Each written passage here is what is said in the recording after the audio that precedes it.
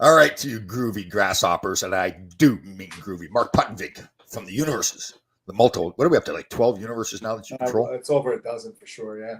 So once again, Mark's got the tremendous business. He has Patriot Training Systems, trains everybody, Navy SEALs, boxers. It's got to be a patriot. That's all. It's got to be a patriot. That's right. And we're just joking around. We may be smiling, but we're still in a bad mood. We're mad at the world. Where do you want to move? I want to win the lottery and then move to like Colombia or Thailand or the Philippines or something like that.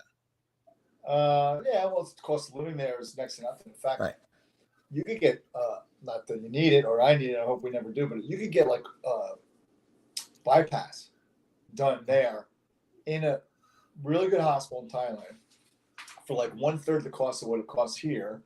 And then they put you up in a 5-star hotel for a week to recover. Wow. And it's like 1/3. And you get, by the way, the surgeons there are all some of the world's best. Where's this? In Thailand? Thailand, yeah. Wow, really? Yeah. Well, because, they're not encumbered with all the regulations and red tape and governmental intrusion that we have here. Yeah. Mimsy, how are you doing? You magical creature, Mimsy. Good morning. Magical Mimsy. Let's try it's 9/11. Got to remember that. It's kind of, well, I guess it's just human nature, but we kind of like it drifted away from it so far now that you kind of, we always say some of them have and some of them haven't. I know you have it. And last night we did our Patriot Day shootout. Yeah. So we took 2,977 shots on goal. We had the New Jersey Warriors. We had Newark Fire Department, who unfortunately lost 2 men, June, I believe. PBA was there. West Essex Fire Department, I believe, or West Orange. So we had a great turnout, and all the money we raised went to the families of those 2 guys that were lost. Cool. Yeah. So there's plenty of people that still recognize. Yeah. And what was really cool about it, Tom, the rink has the scoreboard that goes around the rink. Oh yeah. And every name of every soul that was lost was up on that board. That's cool. Yeah. So it was a great night. We had a good turnout, and it is sad. Yeah, you're right. I mean, when it happened, everybody loved each other. There were flags all over. And, it's like everything else. Some kids don't even know about it because they really don't teach it that much in school from what I hear. Right. And again, I'm going to get political because you know what? This is the way I am now. I'm not going to get too crazy. But Joe Biden, the wonderful Sleepy Joe. I know. Who said on the world stage, I said, I'm tired. I need to go to bed. He said that. But anyhow. He said that really? I didn't know that. He did. Yeah, at the G20 summit. And he's the first president since 9/11 to not be in New York on 9/11. He went to Alaska. Is that what it is? I mean, look, I understand it's not him because he's clearly not calling the shots. Yeah. It's the Marxist, communist, whoever's behind him running the show. It's not him. Though it's like it's almost it's like almost like arrogance almost, right? Where it's spitting in your face saying we really hate you people. We hate the United States.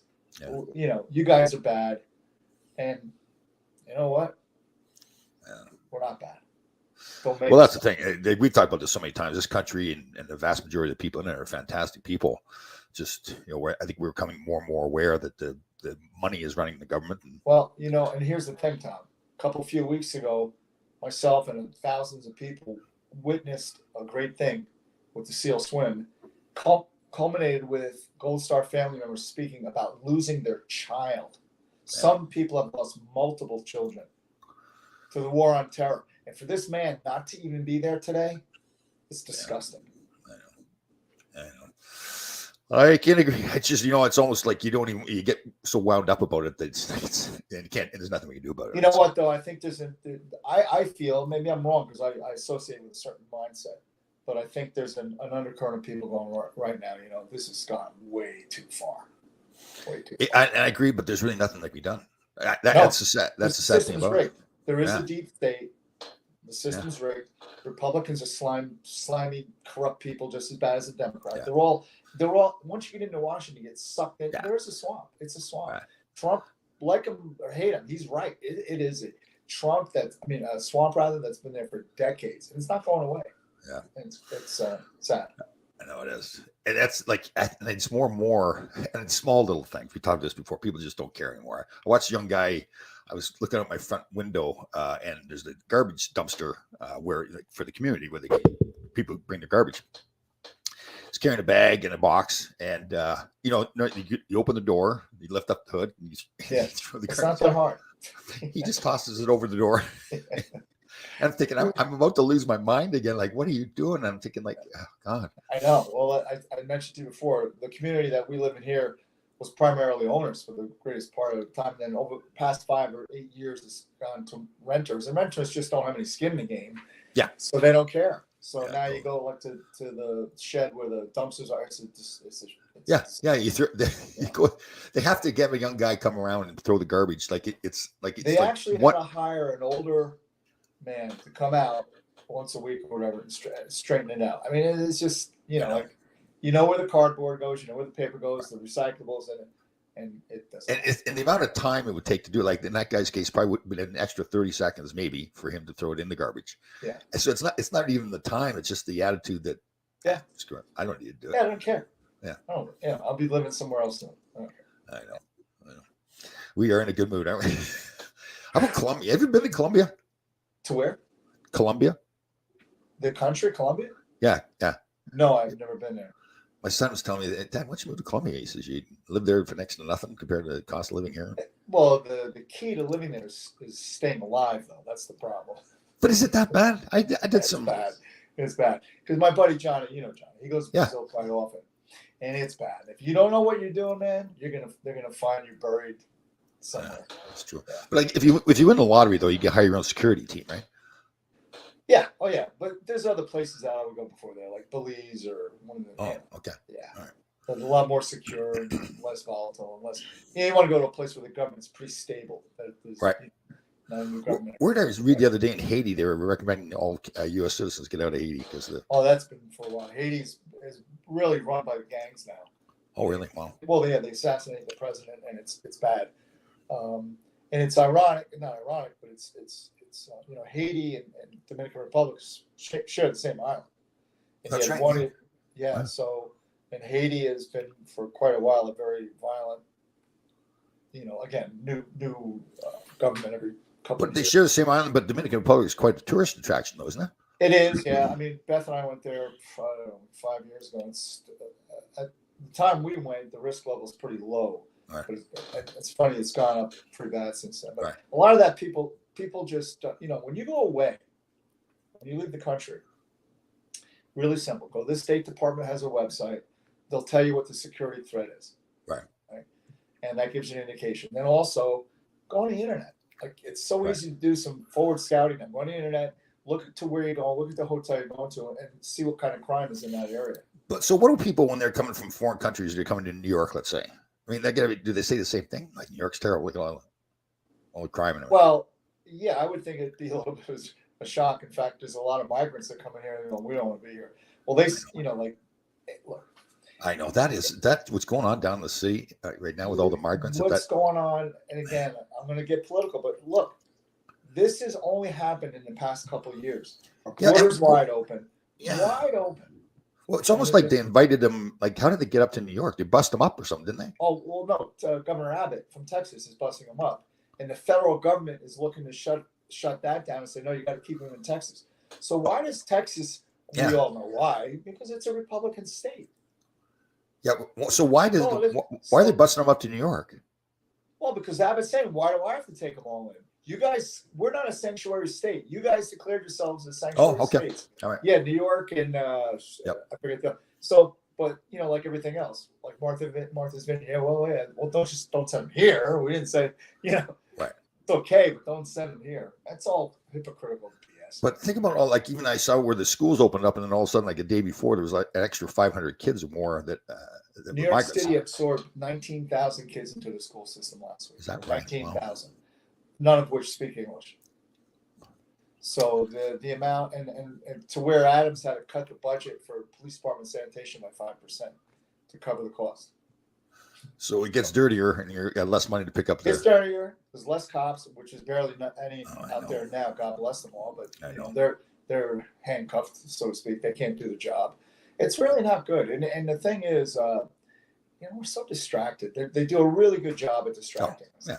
Like, just indict what's his name? Trump's more. Right? Well, indicting him, the whole look. you would have to really suspend disbelief not to see a connection between Hunter Biden, foreign, in most cases, adversarial nations, and the money that went to the Biden Oh, family. I know. And I'm not picking on Biden because you know what? He's one of many, I'm Oh, sure. yeah, totally. I mean, look at Nancy Pelosi. Look at Mitch McConnell, I leader know. of the Republican majority. Mitch McConnell. I'm sorry, Senate minority leader. Mitch McConnell, his wife is a Chinese national. Her family is the biggest shipbuilder for the Communist Chinese Party. Oh, I didn't know that. Yeah, but you know, and be Is that Mitch the one that he froze a couple of times? He like can't even talk. Well, you know what happened? He went, I think that one was wet. Oh.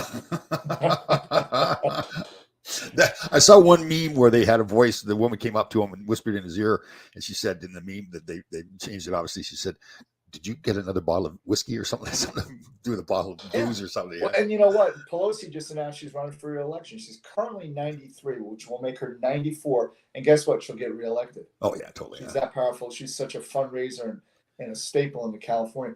And San Francisco, her district. That's a good city. Yeah, I want to go there. Funny stuff. It's unbelievable. I don't get it. What do we got here? Barry Shelley, our veteran, magical man. You're going to Rehoboth Beach. God, where's Rehoboth Beach? Rehoboth Beach is Delaware. Maryland, Delaware. Oh. Maryland. Yeah, it's a really nice summer resort here. Thanks, Cool. Delaware. Yeah. Home of Joe Biden, Delaware. There you go. Yeah, there you go. Elect Larry Melnick. He's Canadian. Canadian, that's right too. He can't be president. You got to be born here in the U.S. Why did it take so long for him to come up with his birth certificate when he was first? Next question. You know, I didn't know that there's so many people out there think that Michelle's a he and Obama's gay. Well, there's a lot of stuff about it. And again, you know what? I don't really care. I know. Just run my country right. Don't put my money and my livelihood, my health and my safety at risk. I don't care what you do on your own time. I mean, that's on you. There's a great video where Michelle Obama's on some, I think it's Ellen DeGeneres show, and she's dancing with a pair of white pants on. And they close it on. It looks like he has a penis. Yeah, you gotta be careful with the photoshopping and all that. But yeah, I've seen that. Yeah. Oh God, I didn't know who was the woman, the actress or comedian that passed away recently. Who she did a video a few days before she passed away. Joan Rivers. Yeah, Joan Rivers, right? And she said, "Come on!" And the way she said it, yeah. And she said it like everybody knew it. Like she's like everybody knows that Michelle's a he and dead within a week. Oh gosh. And here's something I do know as a fact because I've seen it. A lot of people, we've all seen it. In Jeffrey Epstein's on his island in his whatever palace was a picture of Bill Clinton sitting in a rocking chair with a blue dress on. Bill Clinton. And where was this?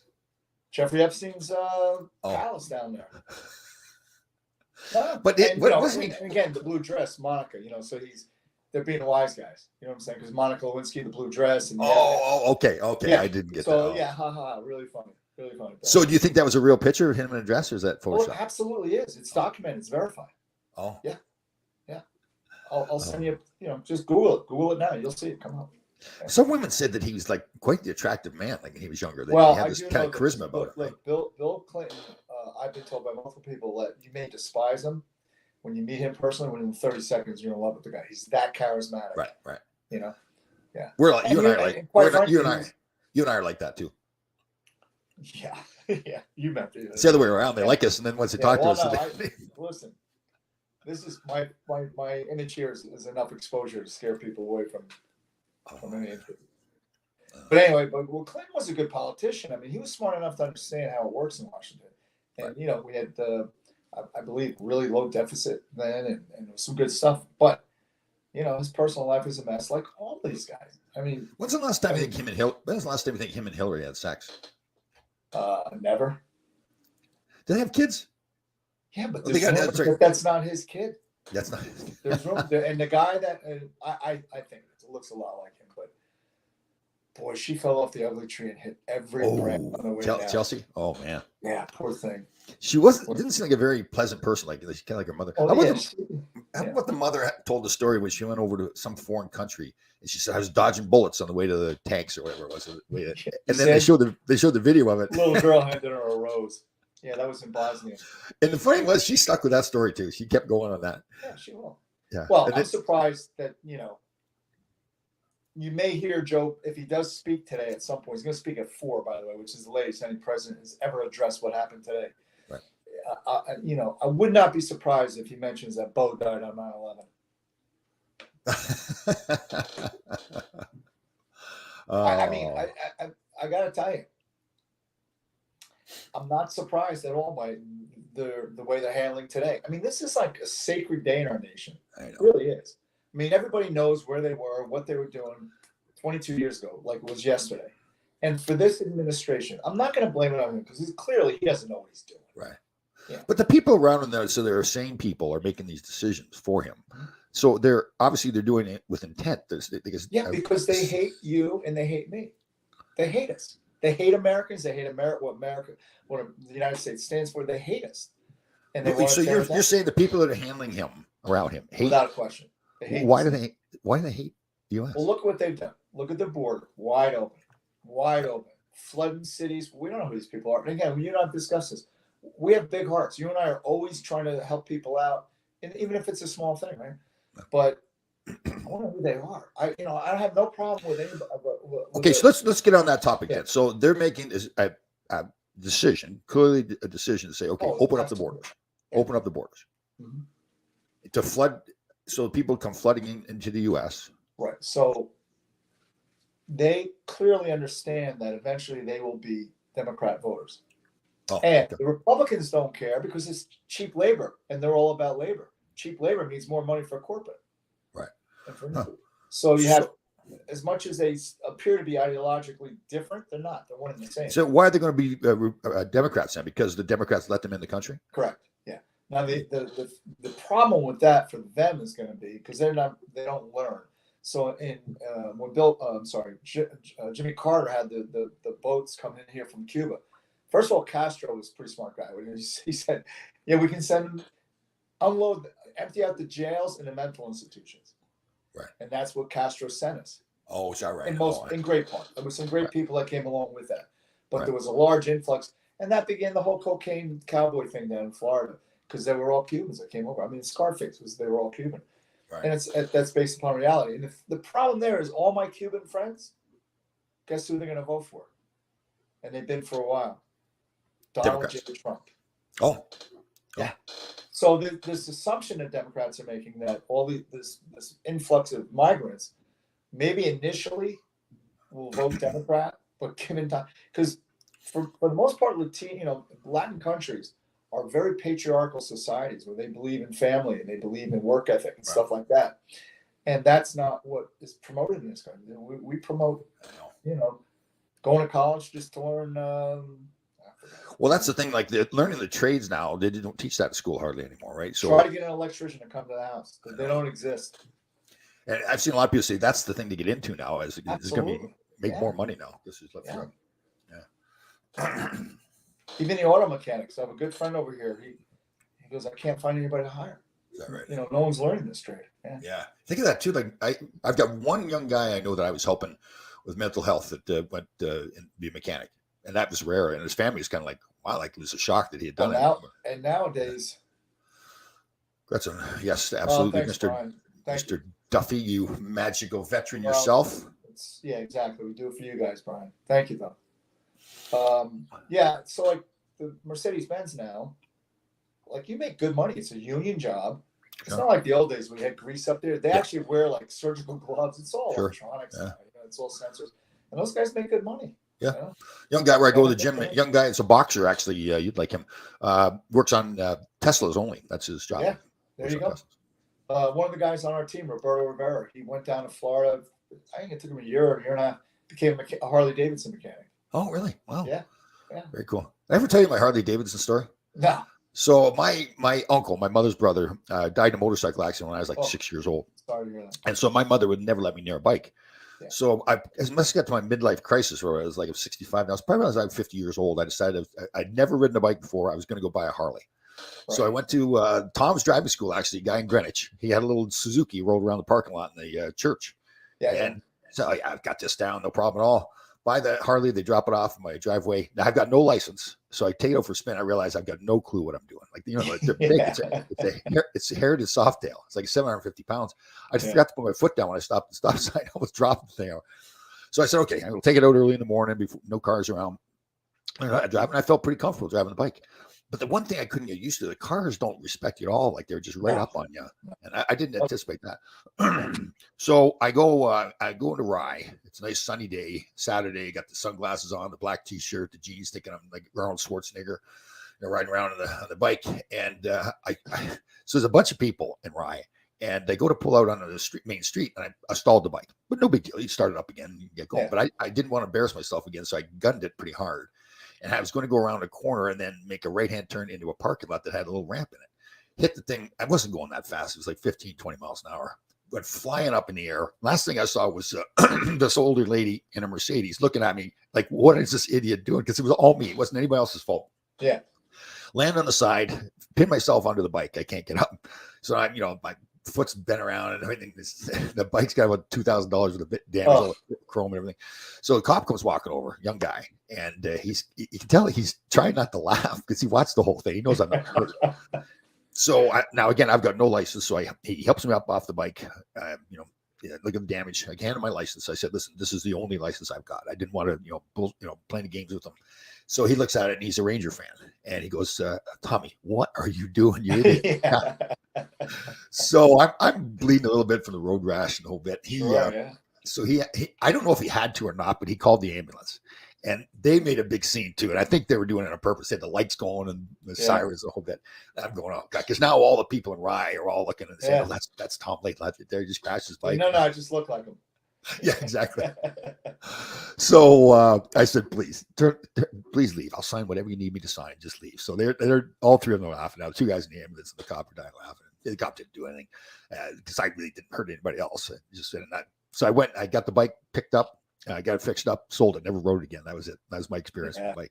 Well, I grew up in the woods, so we always had dirt bikes, right? Right. And I'm going to give away my age a little bit, but my buddy Roy, who came back from Vietnam, we would ride every Saturday on this. It's a pipeline, goes up the mountain, comes down the other side, right? So one time we're riding, and he's in front of me, probably 10 or 15 yards ahead of me, and it's starting to get dark. It's like dusky, right? But we've been on that trail, so we kind of know the trail. And all of a sudden, I see the bike keep going, and Roy suspended in midair. Oh. Well, there was a vine that fell across the trail, right? Like pretty thick vine, right? And he saw it just at the last second, and was able to catch it off his shoulder and his neck. Because had he not, it would have. Oh wow! Yeah.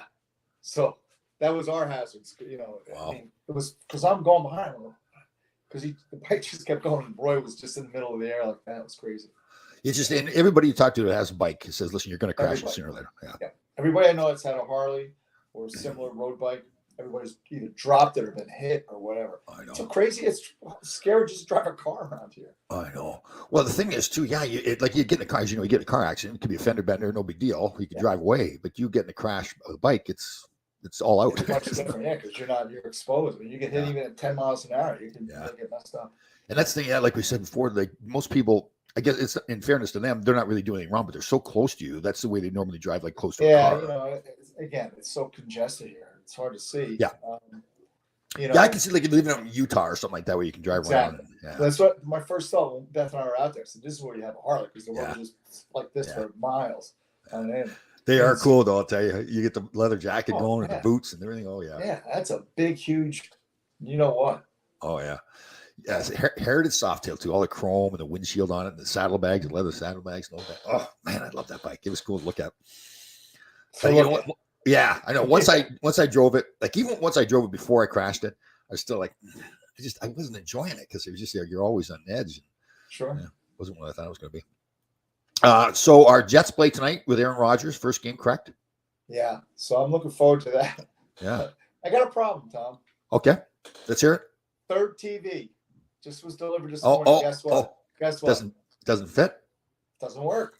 Doesn't work. I get TV, but it won't connect to the internet, so I don't have Netflix. The same thing I had with the others.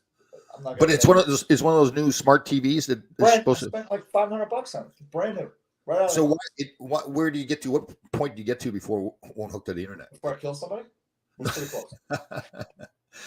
But I mean, So like, the way, yeah, I've no, got so my the way smart these, TV, so you get programmed, you put in the passcode and all that kind of stuff, right? yeah. So I did everything I had to do, and it just won't connect. So Oh. it says that the internet's connected, Right. but then when I go to hit Netflix, it just keeps buffering and buffering. Even Oh. YouTube, which should come on instantly. Yeah. Like on my iPad, boom, it's right on.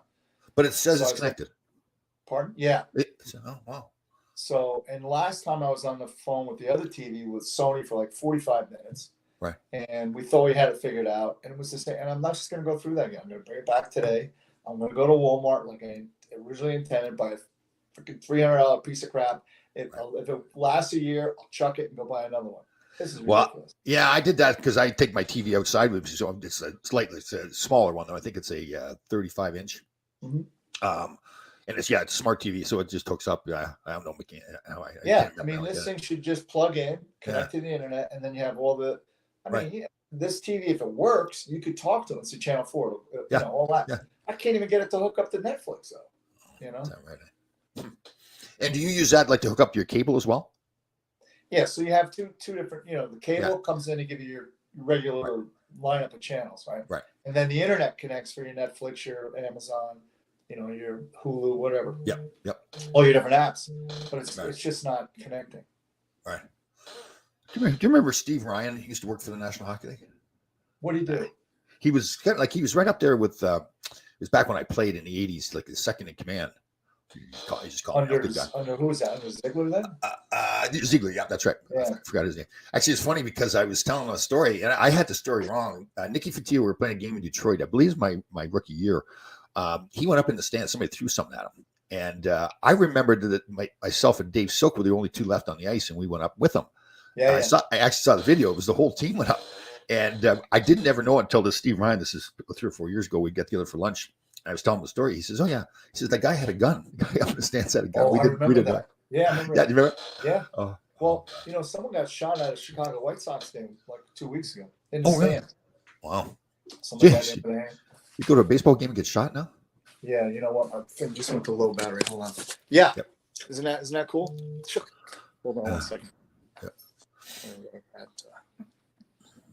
I'll just set up over here. But anyway, yeah. I was in the Garden the night Milbury went into the stands.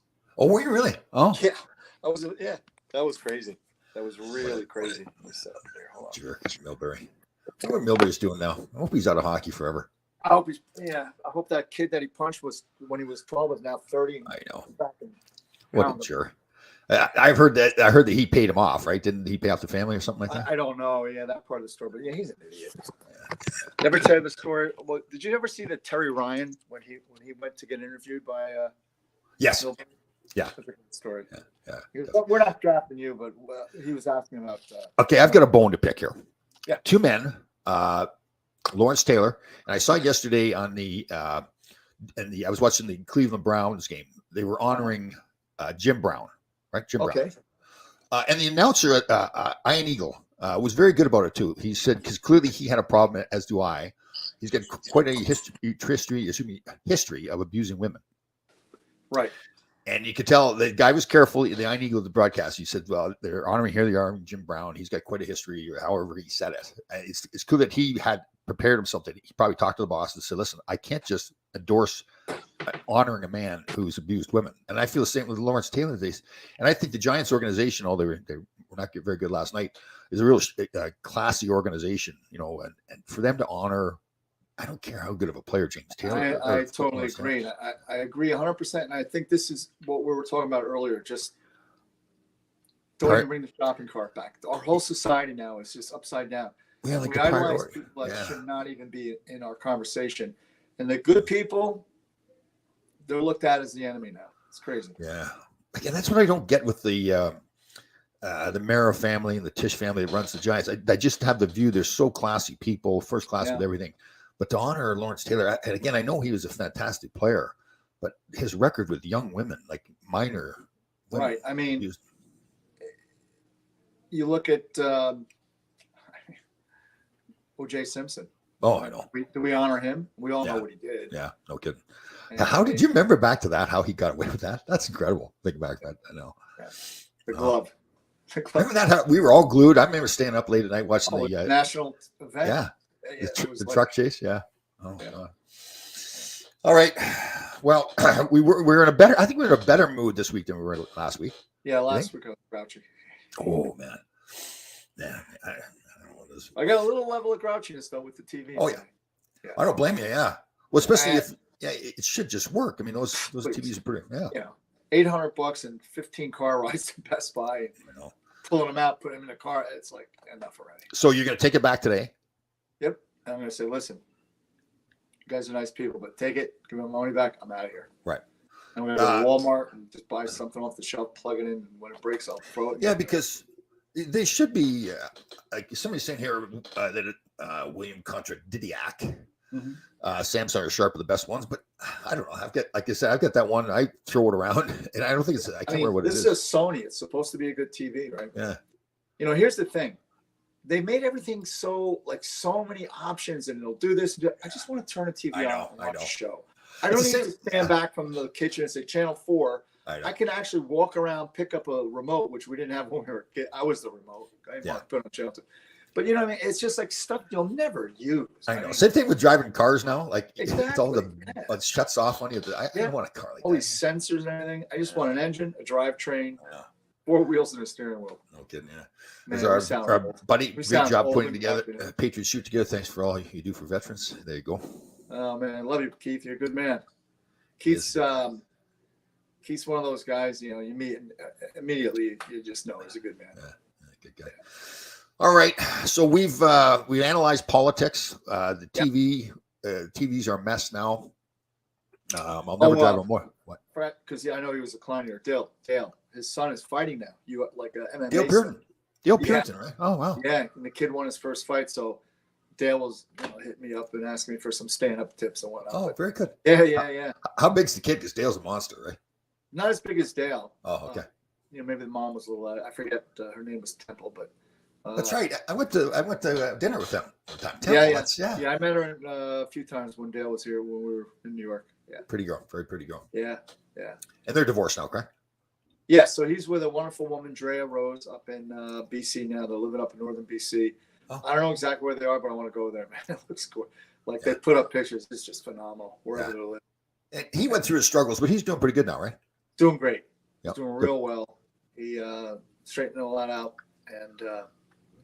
He's huge. He's like that's a big man. I did see a picture of him with the beard and everything going on. Yeah. Yeah, he's a true mountain man. I love that. He's a scary. He's a scary dude to look at. Yeah. Pretty tough. All right, everybody. Great week coming up here. Everybody remember today 9/11. I know you and I were kidding around here, but it really is a solemn day. I know you feel the same way, and I know just about everybody out there. Same way. And again, we all understand it's tough. We're 22 years away. 22 years, yeah. But it is still. I mean, all those families. It doesn't matter if it's 2 years or 22 years. It's they lost loved ones. So. I was fortunate enough last night. There's a young lady that I met, Jessica Trent. I met her. Bill Brown, our Navy SEAL friend, had a watch party on a destroyer down in Philadelphia on the water for the Army Navy game. So it was a watch party. And she was one of the honored guests because she lost her dad on 9/11. And I was able to find his name when it came up on the scoreboard and took a picture of it. I sent it to her. Yeah. That's cool. Very cool. Pretty cool. Yeah. Here, but then that's the thing, like when we were out there last night. Good job there, Brian Duffy. Got through the week, Barry. Good job increasing your workouts. Good job. Nice. Awesome.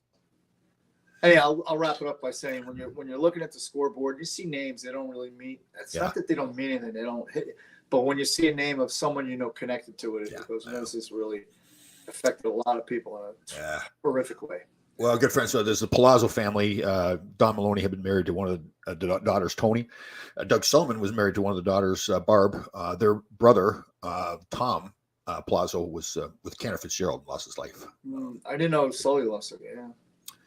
Yeah. Well, again, Sully was married to one of the daughters from the family. Don Maloney was married to the other daughter, and the daughters were Yes. They married the sisters. Yeah, because I know that I think Don's brother-in-law worked for Cantor Fitzgerald. Correct. That's what I mentioned. Yeah, he was brothers to those girls. Oh, I gotcha. Yeah. Gotcha. Yeah, because we had started camp that day on 9/11. I think I told you the story. We Yep. were, I was doing my strength tests, and the doctors were doing everything, and it was kind of, Yeah. for obvious reasons, sheer bedlam. But we had heard early on that Don Loss was. And they never found any parts of his body at all. I don't believe. They were incinerated instantly. Yeah, and that was part of the tough struggle was the weeks just wondering, okay, is he gone or not? They just found 2 bodies last week identified from DNA. 2 more identifications. So it's not digging up old stuff. It's just they had it. Just didn't know who was DNA, on it. yeah. So there's Man, what a gruesome job that would be. And I think I mentioned this, but I'll say it again. This is one of the eerier things in my life I've ever experienced. So, training camp, you get T-shirts. It said New York Rangers training camp, right. And it had the date. And then on the back it said live from New York, and it had the New York skyline. But it didn't. The towers are not on the skyline. And those shirts, obviously, are made at least a month or so before training camp. Oh, really? It's kind of very eerie. Wow. I mean, you never saw a skyline then without the towers. I mean, Wow. Isn't that strange? Next time I see you, I'll show you. Perfect. All right, brother. Have a great day. You too.